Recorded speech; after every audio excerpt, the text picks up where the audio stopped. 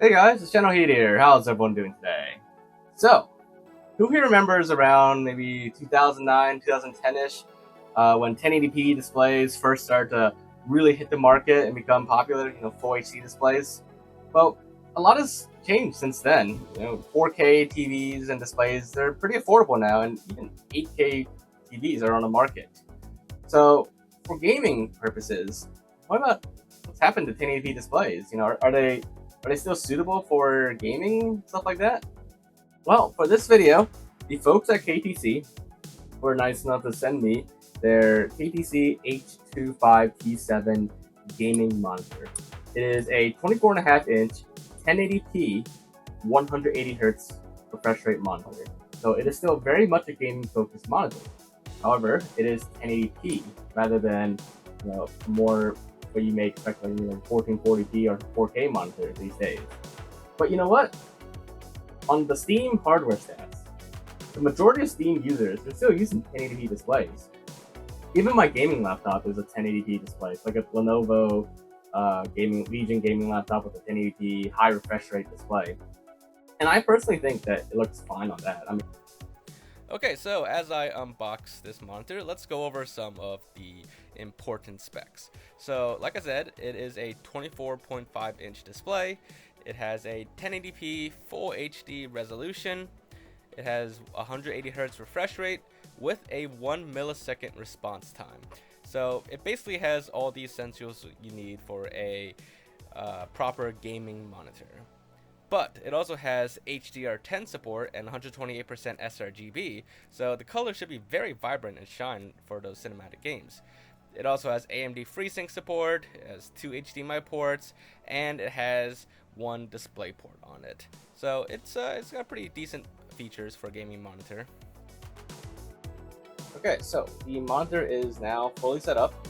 It is indeed 1080p resolution with a 180 hertz refresh rate. And like right off the bat, like it's a little difficult to show over camera, but like just moving windows around, like it just everything's just so smooth, like compared to the typical 60 hertz. Your typical monitor in this like class or range, they're gonna be like 160 hertz, maybe 165 hertz, or most likely 144 hertz.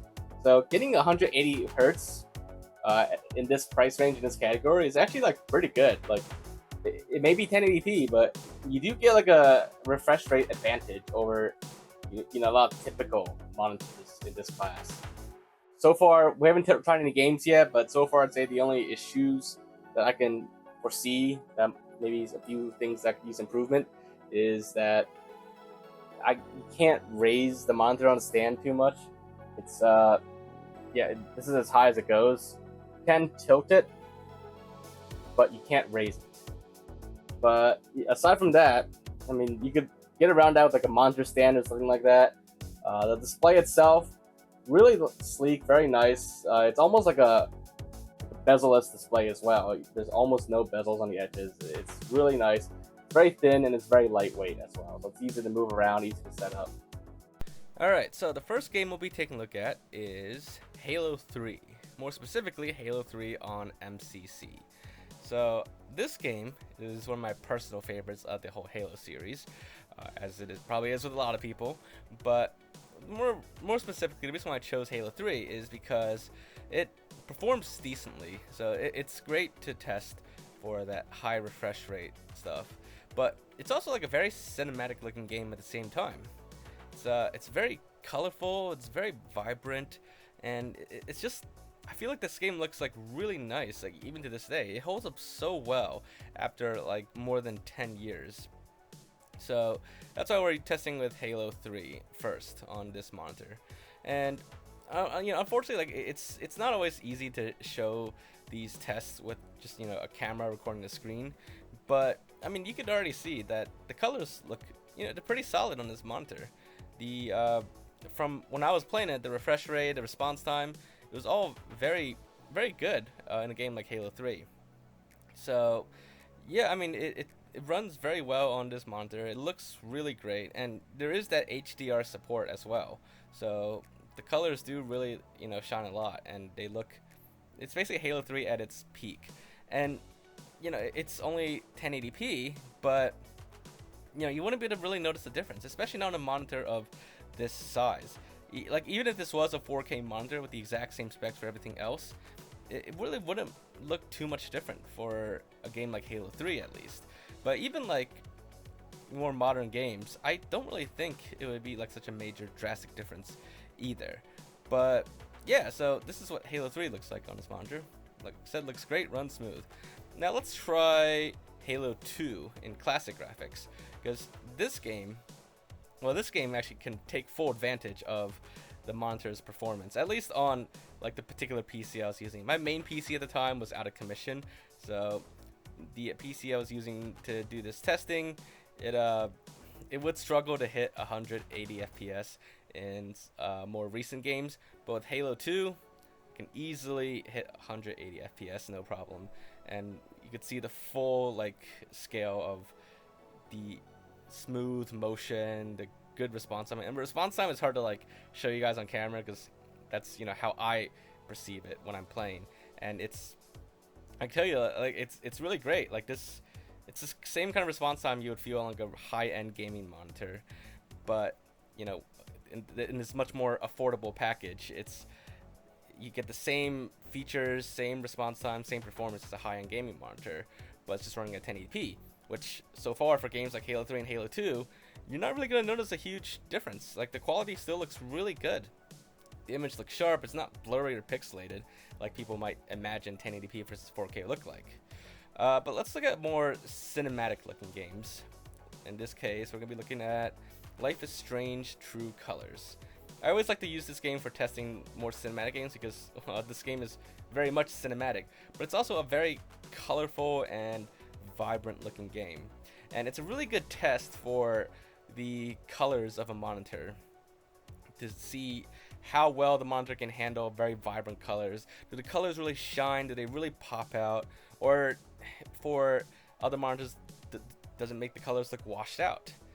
Well, in the case of this game, and I'm running at like medium settings for reference, but even at medium settings, with the HDR support and the very good color performance of this monitor, the colors in this game, they do shine pretty well. The scenery and all that, everything does look very beautiful. Now, unfortunately, this game was quite demanding on the particular PC I was testing on, so the frame rate is going to look a little choppy to you because this game cannot hit anywhere near 180 FPS. So unfortunately, it's not the best test for the monitor's refresh rate, but the FreeSync does help a little bit. So it could be worse. But the point of testing this game is to show more of the colors and the sharpness of the image, or the clarity and all that, and everything looks fine. This really looks like it's a very nice looking image still, despite it being 1080p. So there you guys have it.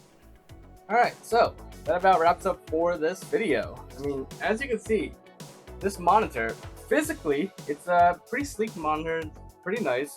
There are a few limitations to the stands and power cords that it comes with, but all those things, there's plenty of workarounds you can do for that. But it is a pretty nice monitor. And as for running games, I mean, visually speaking, games look really nice on this. The colors and everything are very vibrant.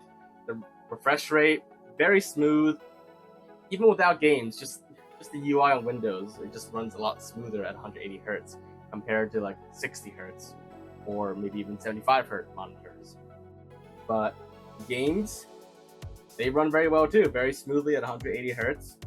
And even for games that couldn't hit 180 FPS on this, they still ran smoothly because they're still going above 60 Hz. So it's still a big improvement over just 60 Hz. And as for the resolution, 1080p, does it still hold up well in this day and age? I think it does. I think games still look fine on 1080p, especially more cinematic games. I mean, I was a little bit surprised on that. I would expect like mostly, your multiplayer games, fast action games that are ideal for 1080p, but even cinematic games, and it may just be this monitor specifically, but they still look great on this. That the colors and everything very vibrant. The image still looked pretty sharp. So I didn't really have any complaints about that. I mean, maybe like a side-by-side comparison with a 4K monitor, you might notice the difference. But this is a smaller monitor, so at this size, you know, even if it was like a higher resolution, it's not gonna like make a huge difference. It's higher resolution monitors. They're more ideal as you get a little bigger, but for this size, 4K versus 1080p, it's for a lot of games. I really don't think you're gonna see a difference unless you do like side by side and look closely. But you know, like I said, most people still game on 1080p. Like you don't have to feel like you need to game at higher resolutions to get, you know, a good experience in gaming, regardless of whether you want to play cinematic story games or fast action multiplayer games. So this is a really good, you know, entry level monitor, a really good budget monitor that you can get if you want to, you know, get into PC gaming, or just want a, you know, a decent monitor that, you know, has a, you know, decent enough resolution, but has a really good refresh rate too. Then, if so, then definitely check out this monitor, and I'll post a link in the description below if you want to check it out for yourself. But yeah, aside from that, that about wraps up for this video.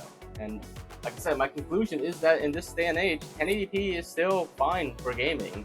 1080p, especially the high refresh rate and the colors on this, that more than is adequate for gaming.